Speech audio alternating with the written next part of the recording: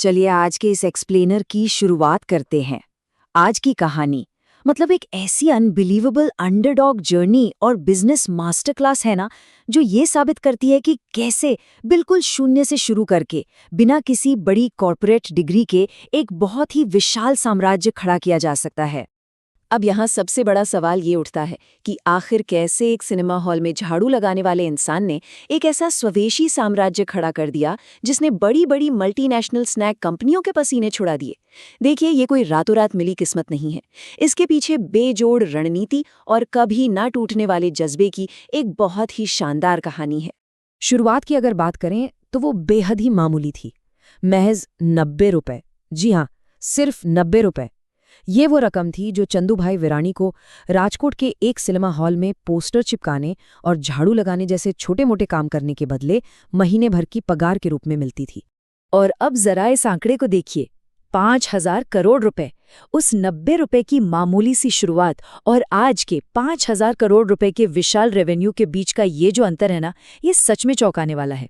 आज बालाजी साम्राज्य का जो विशाल आकार हम देखते हैं, वो बस ऐसे ही खड़ा नहीं हो गया, बल्कि इसके पीछे कड़े इम्तिहानों की एक बहुत लंबी दास्तान है। अगर शुरुआती संघर्षों को करीब से देखें तो वो रोंगटे खड़े कर देने वाले हैं। 1957 में गुजरात के एक ऐसे गांव में जन्म होता है जहां बिजली का नामो निशान तक नहीं था।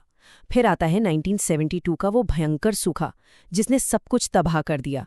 नौबत यहां तक आ गई कि सर्वाइवल के लिए परिवार को अपनी पुश्तैनी जमीन महज 20,000 रुपए में बेचनी पड़ी।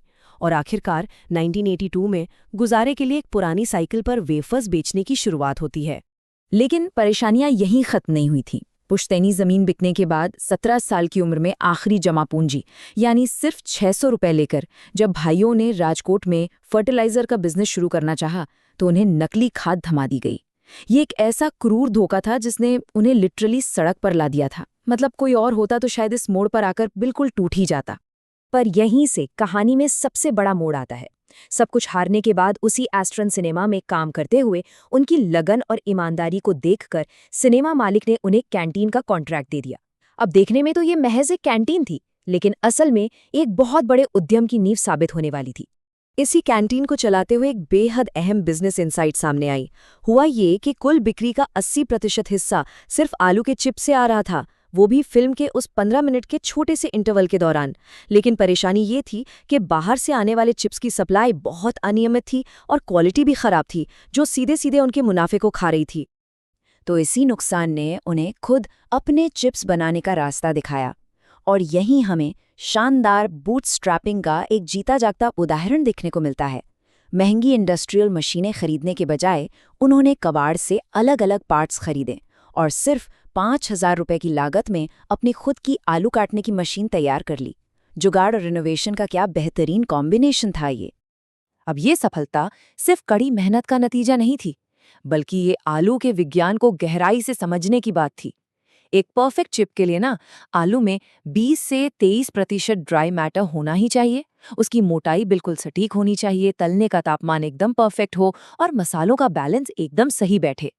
मतलब ये पूरी तरह से एक आलू की भौतिकी और रसायन विज्ञान में महारत हासिल करने जैसा था। जैसे जैसे बिजनेस बढ़ा, कहानी अपने सबसे तनावपूर्ण मोड़ पर पहुंच गई। उत्पादन क्षमता बढ़ाने के लिए 50 लाख रुपए का एक भारी भरकम लोन लिया गया और एक सेमी ऑटोमेटिक प्लांट लगाया गया। लेकिन तभी एक बहुत बड़ा झटका लगा। प्लांट सेट करने वाली थर्ड पार्टी कंपनी अचानक दिवालिया हो गई। सारा का सारा पैसा फंस चुका था और मशीनें महज कबाड़ बनकर रह गई थीं। ऐसी भयंकर स्थिति में कोई भी आम इंसान हार मान लेता, लेकिन इन भाइयों की संकल्प शक्ति वाकई अद्भुत थी। उन्होंने मशीनों को खुद ही खोलना शुरू कर दिया। ट्रायल और एरर के जरिए उनके मैकेनिज्म को समझा और उस टूटे हुए प्लांट को खुद ही ठीक कर डाला। बैंकरप्ट होने से बचने के लिए वो खुद ही सेल्फ टॉट इंजीनियर बन गए। ये इस बात का सबूत है कि एक सच्चे एंटरप्रेन्योर के लिए कोई भी तकनीकी बाधा इतनी बड़ी नहीं होती जिसे पार न किया जा सके। चलिए अब उस रणनीति पर बात करते हैं जिसने ग्लोबल दिग्गजों तक को धूल चटा दी।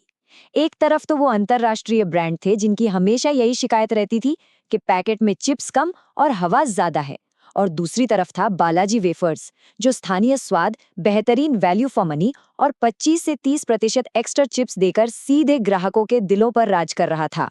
और फिर इस मास्टर स्ट्रोक मार्केटिंग टैगलाइन ने तो पूरा खेल ही पलट कर रख दिया। हवा कम, वेफर ज्यादा और स्वाद भरपूर। ये अपने सबसे बड़े प्रतिद्वंदी पर एक सीधा और एकदम सटीक वार था। स्नैक बैग्स में जो एक्स्ट्रा हवा वाली आम ग्राहक की पीड़ा थी ना, उसे उन्होंने अपने सबसे मजबूत हथियार में बदल दिया। रणनीतिक रूप से देखें तो एक और बेहतरीन कदम था उनका डाइवर्सिफिकेशन। जहां बाकी कंपनियां किसी एक खास प्रोडक्ट पर फोकस कर रही थीं, वहीं बालाजी ने वेफर्स, पारंपरिक भारतीय नमकीन और युवाओं के लिए वेस्टर्न स्नैक्स सब कुछ एक ही छतरी के नीचे लाके खड़ा कर दिया। इससे हुआ ये कि परिवार का हर एक सदस्य उनका पक्का ग्राहक बन गया। इनकी समस्या सुलझाने की तकनीकें बिल्कुल जमीनी स्तर की थीं। ग्राहकों को लैब में बुलाकर सीधा फीडबैक लेना हो या फिर पैकेट के पीछे नए प्रोडक्ट्स की तस्वीरें छापना हो। लेकिन सबसे बड़ी मास्टर क्लास थी अपनी सप्लाई चेन को सुरक्षित करना। अनियमित मॉनसून और आलू की कीमतों में अचानक होने वाले उतार चढ़ाव से बचने के लिए उन्होंने 25,000 टन का खुद का एक विशाल कोल्ड स्टोरेज बना लिया। इस एक कदम ने उन्हें मार्केट में लगभग अजेय बना दिया।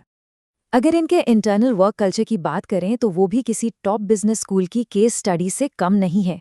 कंपनी में कोई बहुत सख्त विभागीय लक्ष्य नहीं होते और हर कर्मचारी के पास सीधा फाउंडर का पर्सनल नंबर होता है।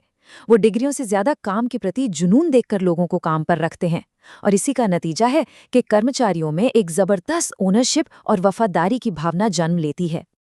और उनके इन उसूलों का सबसे बड़ा प्रमाण तब देखने को मिला जब उनके एक बहुत बड़े प्रतिद्वंदी हल्दीराम्स की फैक्ट्री में भीषण आग लग गई।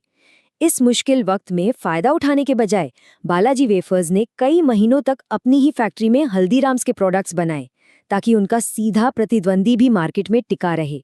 कॉर्पोरेट दुनिया में ऐसा भाईचारा सच में कम ही देखने को मिलता है।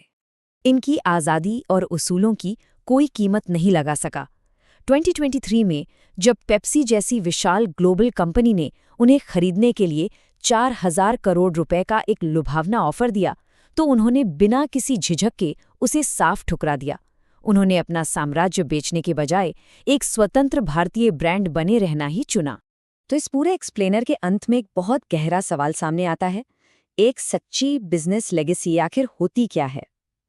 क्या किसी ग्लोबल कंपनी को अपना साम्राज्य बेचकर बेहिसाब मुनाफा कमाना ही सब कुछ है, या फिर अपनी आज़ादी और उसूलों पर टिके रहकर अपने समुदाय की सेवा करना असली सफलता है? इस पूरी कहानी से मिलने वाली ये सीख हम सबके लिए हमेशा विचार करने योग्य रहेगी।